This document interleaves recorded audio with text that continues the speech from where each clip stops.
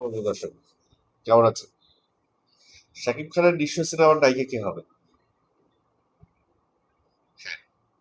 শাকিব খানের নেক্সট যে প্রজেক্ট মেহেদী হাসান হৃদয়ের সঙ্গে যে সিনেমাটি হতে চলেছে, স্যাড রোমান্টিক যে সিনেমাটি হতে চলেছে, যে সিনেমার নাম রাখা হয়েছে নিঃস্ব, সেই সিনেমার নায়িকা কে হবে?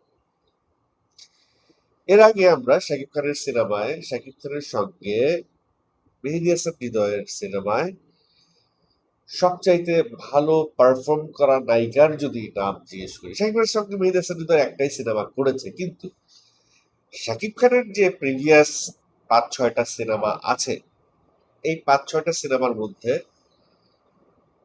সবচাইতে বেস্ট পারফরমেন্স দিয়েছে কোন নায়িকা?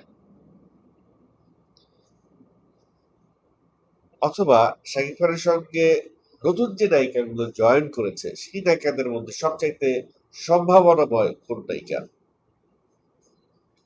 অথবা অন্য কোনো নতুন নায়িকা কি শাকিব খানের সঙ্গে এই সিনেমায় অনবোর্ড হতে পারেন কিনা? এটা নিয়ে আজকে একটু আলোচনা করছিলাম। দেখেন, শুরুতেই যে সম্ভাবনার কথাটা আলোচনা করবো সেটি হচ্ছে পূর্ণিমা। শাকিব খান বিগত দিনগুলোতে শোয়ে, মেরিল প্রথম আলোর শোয়ে তাসনিয়া ফারিনকে কমিট করেছে যে সে তাসনিয়া ফারিনকে নিয়ে একটি সিনেমা করবে, করেছে। শাকিব খান সাবিলা নূরকে নিয়ে কমিটমেন্ট করেছে যে সাবিলা নূরকে নিয়ে আরো একটি সিনেমা করবে, সে করেছে। শাকিব খান ক্যামেরার পেছনে হয়তো তানজিন তিশাকে কোনো কমিটমেন্ট দিয়েছে, সেখানে তানজিন তিশার সঙ্গেও শাকিব খান সিনেমা করেছে। তানজিন তিশার সঙ্গে শাকিব খানের কেমিস্ট্রিটা কিরকম সেইটা এখন আমরা অন স্ক্রিন দেখি নাই, বাট শাকিব খানের সঙ্গে on screen performance, Parikshit performance দিয়েছে কোন নায়িকা? দেখেন, শাকিব খানের যে শাকিব খান 2.0 যেখান থেকে শুরু হলো, প্রিয়তমা সিনেমাটা, সেই সিনেমার নায়িকা কে? সেই সিনেমার নায়িকা ইদিকা পাল।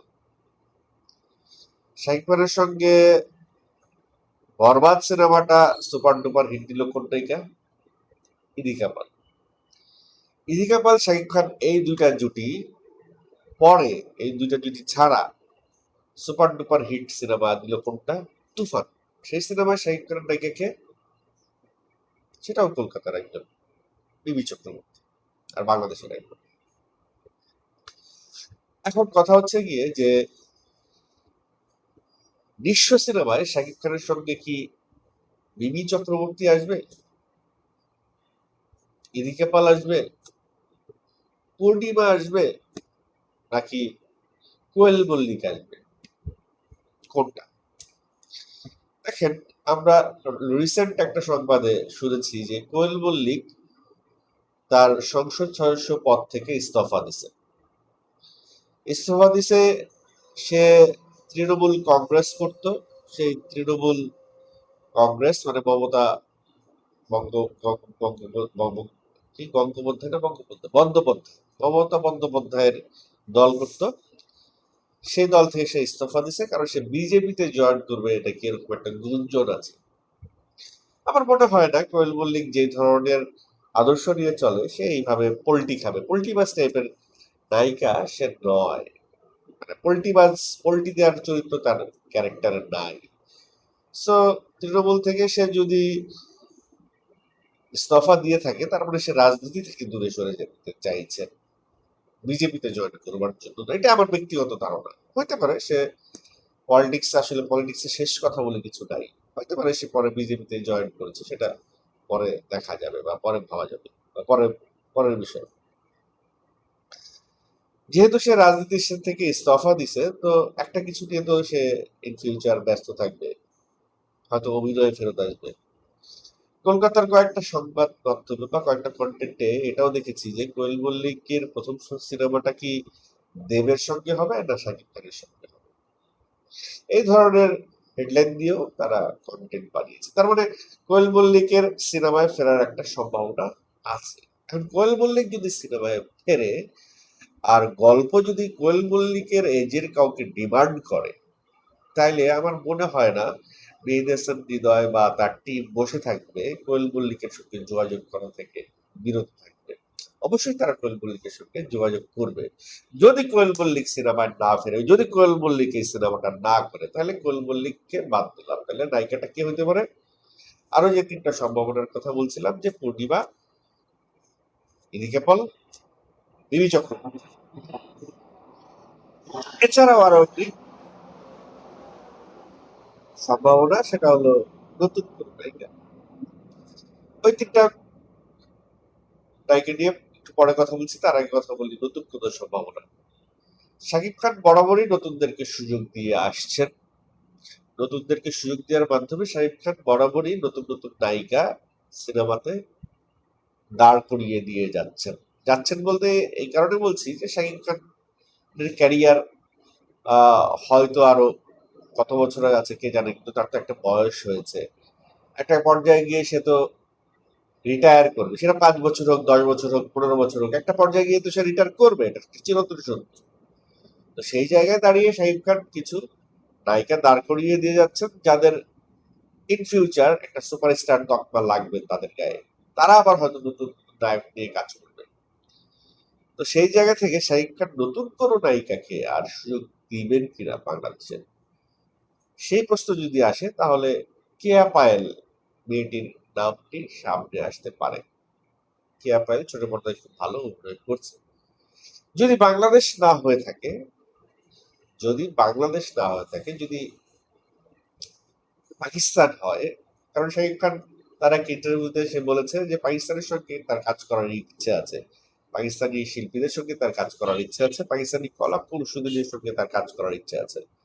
তো সেই জায়গা থেকে হানিয়া আমির এই নামটা বহুদিন ধরে চর্চিত হয়ে আসছে। হানিয়া আমিরও টুকটাক শাহিদ খান সম্পর্কে অনেক ইনফরমেশন জেনেছেন, নিয়ে গেছেন, তিনি বাংলাদেশে এসেছেন, শাহিদ খান সম্পর্কে তার অনেক ধারণা হয়েছে। সবকিছু মিলিয়ে হানিয়া আমির একটা অপশন হইতে পারে, কিন্তু হানিয়া আমিরকে দিয়ে মেহেদী হাসান হৃদয় বা বরবাদ টিম এই রিস্কটা নেবে কিনা? কারণ তারা রাক্ষস সিনেমাটা করে মোটামুটি একটা ছোট্ট ধরা খেয়েছে, এবং সেই ধরা থেকে উঠে আসার জন্য তাদের একটা ক্লিন হিট সিনেমা দরকার এই মুহূর্তে। ক্লিন হিট সিনেমা না হলে তাদের ব্যবসায়িক ভাবে তাদের একটু ঝামেলা হইতে পারে। মানে একটা মানুষের যতই টাকা থাকে ভাই, রাজার গোলাও শেষ হয়ে যায়, রাজাও একদিন ফকির হয়। সো রিয়েল এনার্জি প্রোডাকশনস চাইবে যে একটা ক্লিন হিট সিনেমা দিতে, সেই ক্ষেত্রে তারা একটু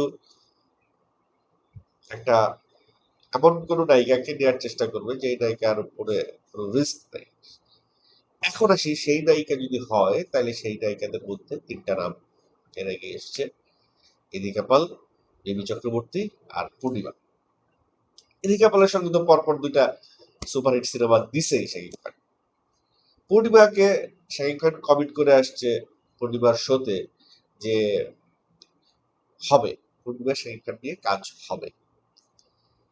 আর মিমি চক্রবর্তীর সঙ্গে তো তুফান সিনেমাটা খুবই সুন্দর, খুবই ভালো, খুবই ব্যবসা করেছে। এখন কথা হচ্ছে যে মিমি চক্রবর্তী, ইদিকা পল আর পূর্ণিমা, এই তিনটার মধ্যে বেস্ট অপশন কোনটা? আমাকে যদি জিজ্ঞেস করেন, আমি বলবো যে এই তিনটার মধ্যে বেস্ট অপশন হবে পূর্ণিমা। কারণ শাকিব পূর্ণিমা জুটি দেখবার জন্য বাংলাদেশের লাখো দর্শক অপেক্ষা করছে। কারণ পূর্ণিমার এখনকার যে ফিজিক্যাল সিচুয়েশন এবং ক্যারেক্টার যদি তার সঙ্গে যায়, ডিমান্ড করে। কারণ এই সময়ে এসে পূর্ণিমার যে অবস্থা হয়েছে, তার যতটুকু ওজন বেড়েছে, এই সবকিছু মিলিয়ে পূর্ণিমা এই মুহূর্তে শাকিব খানের নায়িকা হিসেবে ফিট না। বিশ্ব সিনেমা করতে হলে অবশ্যই পূর্ণিমাকে ওজন কমিয়ে আসতে হবে। সেই জায়গা থেকে পূর্ণিমা কি সেই চ্যালেঞ্জটা নেবে কিনা, এবং সবকিছু মিলিয়ে গল্পের সঙ্গে পূর্ণিমা যায় কিনা, এটা একটা ফ্যাক্টর। আর ইদিকা পাল যেহেতু পরপর দুটি পরীক্ষিত সিনেমা দিয়েছে, পরপর দুটি ব্লকবাস্টার সিনেমা দিয়েছে, সো ইদিকা পাল একটা অপশন হইতে পারে। কিন্তু ইদিকা পাল পরপর দুটি ব্যবসা সফল সিনেমা দেওয়ার পরে তার কিন্তু চোখ ফুটে গেছে। সে লাস্ট সিনেমায় রিয়েল এনার্জি প্রোডাকশনের এই লাস্ট সিনেমায় সে অনেক টাকা ডিমান্ড করেছিল। অনেক টাকা ডিমান্ড করার কারণেই তাকে হয়তো নেওয়া হয় নাই রাক্ষস সিনেমাতে। নাহলে রাক্ষস সিনেমাতে হয়তো আমরা ইদিকা পালকেই দেখতাম। তো সেই ইদিকা পাল শাকিব খানের সঙ্গেও যদি সেই টাকায় ডিমান্ড করে থাকে, হয়তো ইদিকা পাল মাইনাস হতে পারে। মিমি চক্রবর্তীর জন্য একটা সুযোগ সৃষ্টি হয়ে যেতে পারে সেখানে। এবং এই তিনটা নায়িকার মধ্যে যে কোনো একটা নায়িকাকে নিয়ে নিশ্চয় সিনেমা হওয়ার একটা শুভ সম্ভাবনা আমি দেখতে পাচ্ছি, যদি নতুন কোনো নায়িকা না নেওয়া হয়। তো এখন যেহেতু পরিচালক এবং প্রযোজক টিম কোনো কথা বলেনি নায়িকাকে নিয়ে, এটি আমি জাস্ট আবার একটা আহ, ধারণা থেকে আলাপটা করলাম যে এই তিনটা নায়িকার মধ্যে একটা নায়িকা হতে পারে। তো লেটস সি যে এই তিনটা নায়িকার সঙ্গে পরিচালক বা প্রযোজক টিমের চিন্তা ভাবনার মিল হয় কিনা আমার চিন্তা ভাবনার সঙ্গে, বা গল্প কি ডিমান্ড করে, সবকিছু মিলিয়ে খুব শিগগিরই হয়তো 2-1 সপ্তাহের মধ্যে আমরা জানতে পারবো শাকিব খানের সঙ্গে বিশ্ব সিনেমায় নায়িকা হতে চলেছে কে। দর্শক, আপনাদের চোখে কে হতে পারে? আমি যে কটি নায়িকাকে নিয়ে আলোচনা করলাম, আপনাদের চোখে শাকিব খানের সঙ্গে বিশ্ব সিনেমায় নায়িকা কে হতে পারে? একটু কমেন্ট করে জানান।